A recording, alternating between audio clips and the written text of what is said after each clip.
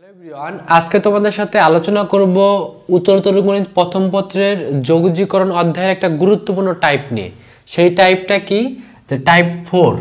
যে কখনো যদি সাইনের উপর কোনো পাওয়ার বিজোড় থাকে, তারপর এক্স থাকে এবং এই রাশিটিকে যদি ইন্টিগ্রেশন করতে বলে এক্স এর সাপেক্ষে, অথবা কখনো কসের উপর পাওয়ার যদি কোনো বিজোড় একটা ডিজিট থাকে, তারপর এক্স থাকে এবং এই রাশিটিকে যদি ইন্টিগ্রেশন করতে বলে এক্স এর সাপেক্ষে, তাহলে আমরা কিভাবে করব।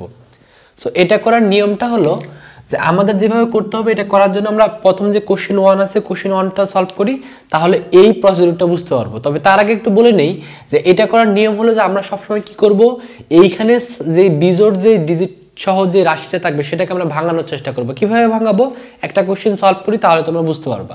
তাহলে প্রথম যে কোশ্চেনটা, এই কোশ্চেনটা ঢাকা বোর্ডে চলে আসলো। কোশ্চেনটা কি ছিল, যে integration sin to the power 5x dx equal to what. তো এটা আমাদের সলভ করতে হবে। তাহলে এটা কিভাবে সলভ করব। সো এটা সলভ করার জন্য সর্বপ্রথম যেটা কাজ থাকবে, আমাদের দেখতে হবে যে এখানে যে sin to the power 5x আছে, এটাকে একটু ভাঙাইতে হবে। কিভাবে ভাঙাবো, যে আমরা কিন্তু এটাকে এইভাবে লিখতে পারি যে integration sin to the power 4x into sin x dx, এটা কিন্তু লেখা যায়। কেন? কারণ আমরা জানি sin to the power 4x এর সাথে যদি sin x কে গুণ করি তাহলে sin to the power 5x পাওয়া যায়। সো এটা লেখার পর তারপর আমাদের যে কাজ হবে, যে এখানে যদি সাইন থাকে, আমরা সাধারণত যেটা কি করব, এখানে যদি সাইন থাকে তাহলে আমরা cos কে ডিফারেন্সিয়েশন করব। আমরা পড়ে আসছি যে d dx, অর্থাৎ cos কে যদি আমরা ডিফারেন্সিয়েশন করি তাহলে আমাদের কি হয়, মাইনাস sin x হয়। তাহলে এখান থেকে আমরা কি লিখতে পারি, এখন আর যদি গুণ করি তাহলে এখানে আসছে যে মাইনাস sin x dx সমান আসবে d cos x। বা আমরা এখান থেকে লিখতে পারি যে যে sin x dx, এই মাইনাসটাকে ওই পাশে পার করে দিতে থাকবে minus d cos x। So এখান থেকে আমরা কি লিখতে পারি, দেখো যে আমরা লিখতে পারি যে sin x dx সমান লিখতে পারো মাইনাস d cos x। তাহলে এখানে আমরা লিখতে পারি integration sin to the power 4x, এটা সমান আমরা কি লিখতে পারবো, যে আমরা মাইনাসটাকে সামনে দিয়ে দিলাম আর কি থাকবে d cos x। অর্থাৎ এখন এটা দ্বারা কি বোঝায়, এটা দ্বারা বোঝায় যে আমরা sin to the power 4x কে ইন্টিগ্রেশন করব কার সাপেক্ষে, cos x এর সাপেক্ষে আমরা ইন্টিগ্রেশন করব। তাহলে ইন্টিগ্রেশন করার জন্য আমরা কি করতে হবে, আমাদের নিয়ম হবে, যেহেতু এখানে আমরা cos x এর সাপেক্ষে ইন্টিগ্রেশন করতেছি, তাহলে আমরা চেষ্টা করব এইখানে যে রাশিটা আছে সেটাকে cos এ রূপান্তর করার। তো সেটা যদি রূপান্তর করতে চাই তাহলে এটা সমান আমরা এইভাবে লিখতে পারি যে মাইনাস sin স্কয়ার x তার উপরে স্কয়ার d cos x। তারপরে দেখো আমরা কিন্তু আরেকটা সূত্র পড়ে আসছি। কি সূত্র পড়ে আসছি, যে sin square x plus cos square x সমান 1। তাহলে এখান থেকে আমরা কি করব, আমাদের টার্গেট থাকবে যেহেতু এটা আমরা cos x এর সাপেক্ষে ইন্টিগ্রেশন করতেছি, তাহলে এইখানে যে রাশিটা আছে সেটাকে cos এ রূপান্তর করার চেষ্টা করব। তাহলে এখান থেকে আমরা লিখতে পারি কি, যে sin স্কয়ার x সমান 1 মাইনাস cos স্কয়ার x। তাহলে এখান থেকে আমরা কি লিখতে পারবো, যে মাইনাসটা থাকলো, sin স্কয়ার x সমান আমরা কি লিখতে পারবো, 1 মাইনাস cos স্কয়ার x তারপরে square d cos x।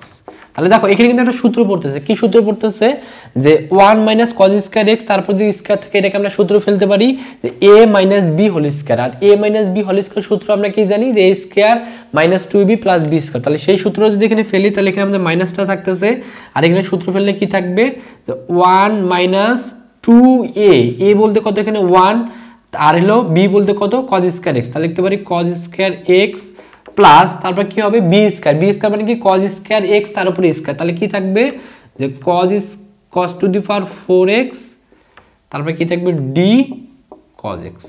So এটার মানে কি, এটার মানে হলো যে এখন আমাদের কি করতে হবে, আমাদের এই 1টাকে ইন্টিগ্রেশন করতে হবে cos x এর সাপেক্ষে, 2 cos স্কয়ার x কে ইন্টিগ্রেশন করতে হবে cos x এর সাপেক্ষে, cos to the power 4x কে ইন্টিগ্রেশন করতে হবে cos x এর সাপেক্ষে। তাহলে প্রথমে আমরা দেখো আমরা কিন্তু একটা সূত্র পড়ে আসছিলাম, যে কি সূত্র পড়ে আসছিলাম, যে ইন্টিগ্রেশন আমরা পড়ে আসছিলাম যে 1 কে যদি আমরা x এর সাপেক্ষে ইন্টিগ্রেশন করি তাহলে আসলে x প্লাস c। এর মানে কি বোঝাচ্ছে, যে এইখানে যেহেতু x আছে তাহলে x এর সাপেক্ষে আমরা ইন্টিগ্রেশন করছি, আর x এর সাপেক্ষে ইন্টিগ্রেশন করলে 1 কে ইন্টিগ্রেশন করলে এখানে যদি x থাকে তাহলে আমাদের ইন্টিগ্রেশন করলে xই হয়।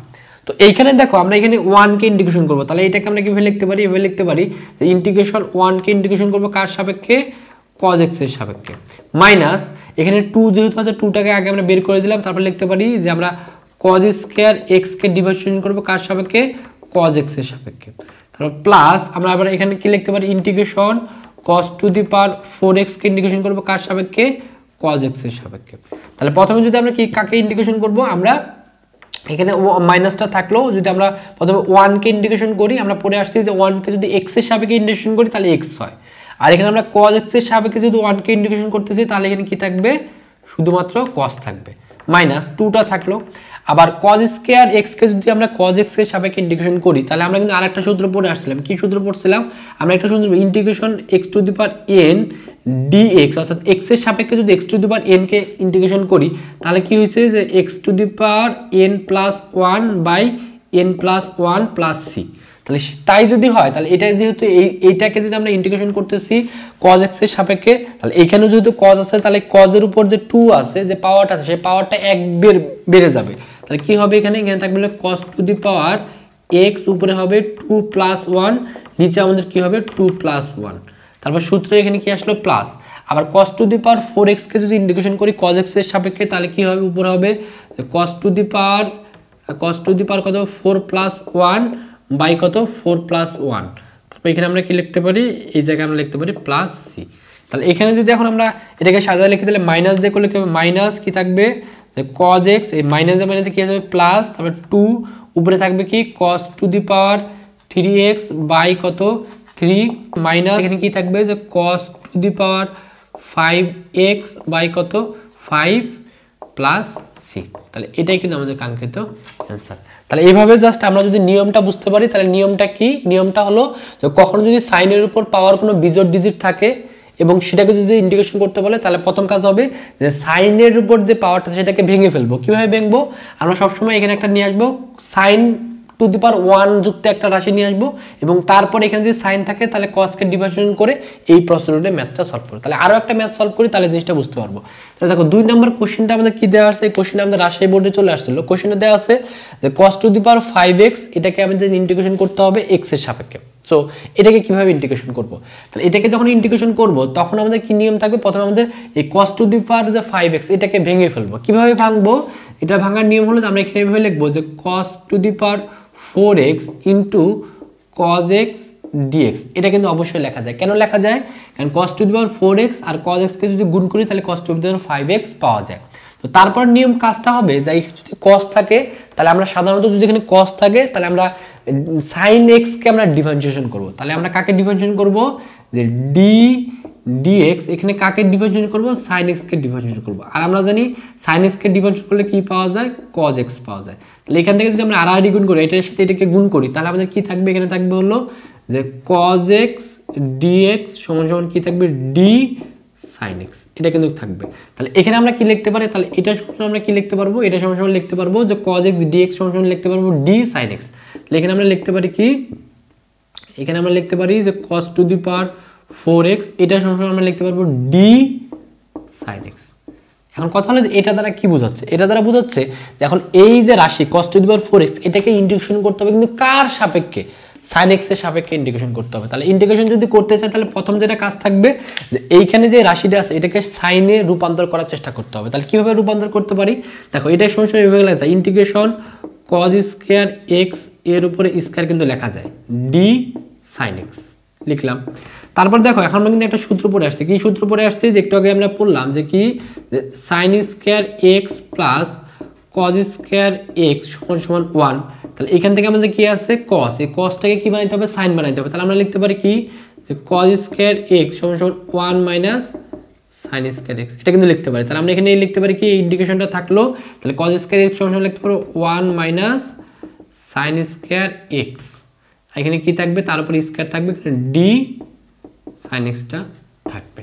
তাহলে এখন আমাদের কাজ কি হবে, যে এখানে কিন্তু একটা সূত্র পড়তেছে, কি সূত্র পড়তেছে, যে a minus b whole square সূত্র পড়তেছে। তাহলে সূত্রটা যদি ফেলি তাহলে এখানে কি থাকবে, এখানে থাকবে 1 মাইনাস 2, সূত্রের কি যে 1 এর উপর স্কয়ার মাইনাস 2ab। তাহলে a বলতে কত 1, তাহলে 1 এর সাথে 2 কে গুণ করলে কি 2 ই থাকে। তারপর এখানে থাকছে কত, sin স্কয়ার x প্লাস আবার b স্কয়ার, মানে কি হবে sin স্কয়ার x তার উপর স্কয়ার, তার মানে কি হবে sin to the power 4x।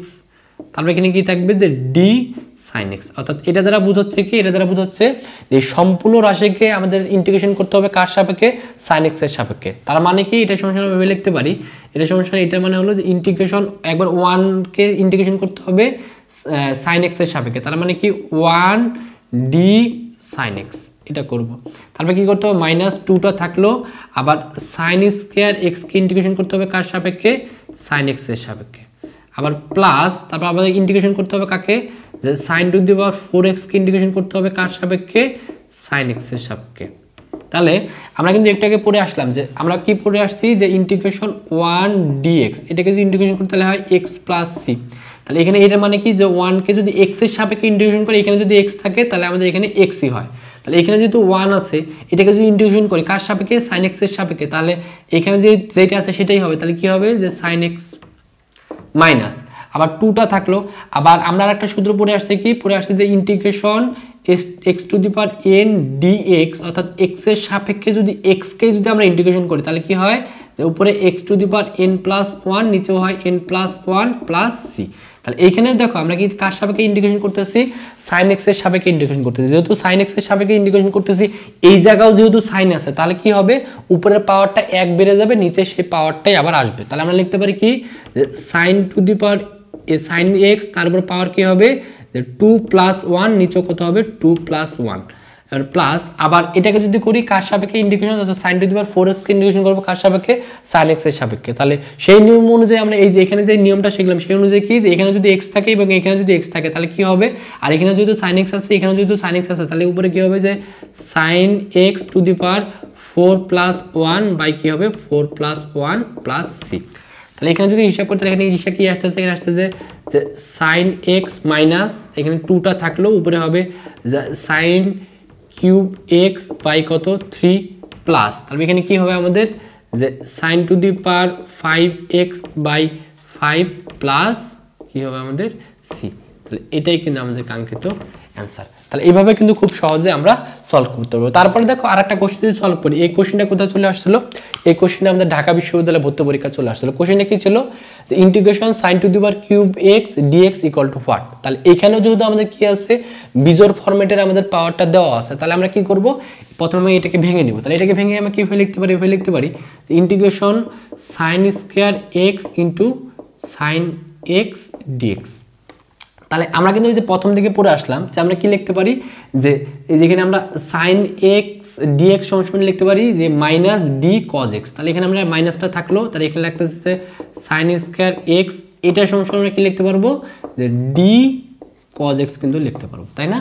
So এখন যেহেতু এখানে আমরা cos x এর সাপেক্ষে সম্পূর্ণ এই sin স্কয়ার x কে যদি ইন্টিগ্রেশন করতে হবে, তাহলে এটাকে আমরা কি বানায় ফেলবো, cos বানায় ফেলবো।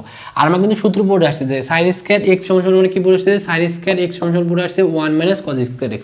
তাহলে এখানে লিখতে পারি মাইনাস, এখানে লিখতে পারি কি 1 minus cos square x d cos x। এর মানে কি, যে আমাদের এই সম্পূর্ণ এই এতটুকুকে আমাদের ইন্টিগ্রেশন করতে হবে কার সাপেক্ষে, cos x এর সাপেক্ষে, অর্থাৎ 1 কে একবার ইন্টিগ্রেশন করতে হবে cos x এর সাপেক্ষে, আবার cos স্কয়ার x কে ইন্টিগ্রেশন করতে হবে cos x এর সাপেক্ষে। তাহলে 1 কে যদি ইন্টিগ্রেশন করি তাহলে কি হয়, এখানে মাইনাস থাকে, 1 কে করলে এখানে কি থাকবে, cos x কি থাকবে। কেন, কারণ আমরা কিন্তু সূত্র পড়ে আসছে, কি পড়ে আসছে সূত্রটা, যে ইন্টিগ্রেশন যদি আমাদের x 1 কে যদি ইন্টিগ্রেশন করি dx এর সাপেক্ষে, তাহলে আমাদের কি হয়, এখানে ইন্টিগ্রেশন করলে হয় x প্লাস c, অর্থাৎ ইন্টিগ্রেশন করলে হয় x প্লাস c, অর্থাৎ এখানে যদি x থাকে এখানেও x আসে।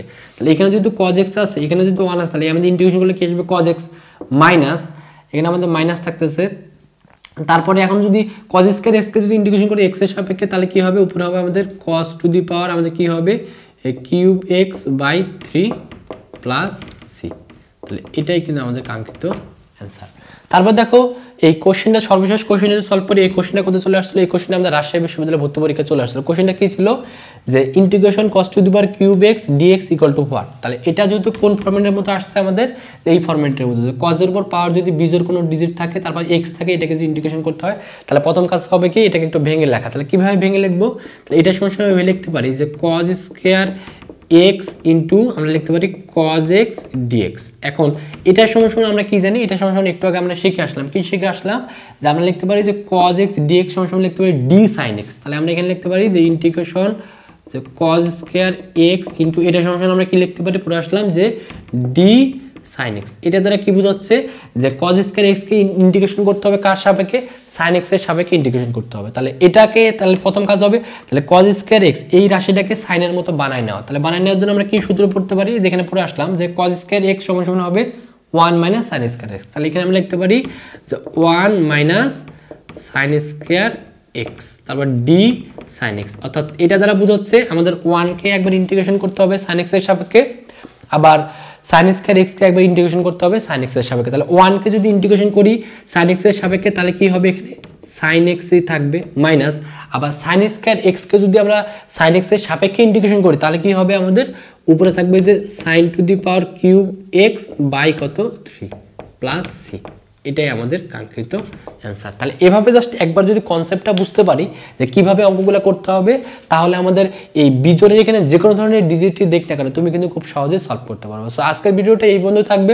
এর পরবর্তী ভিডিওতে যোগজীকরণের আরও যে গুরুত্বপূর্ণ টপিকে যে ম্যাথগুলো আছে সেই ম্যাথ নিয়ে খুব দ্রুত তোমাদের সামনে হাজির হবো। সেই পর্যন্ত সকলে ভালো থাকো, সুস্থ থাকো, খোদা হাফেজ।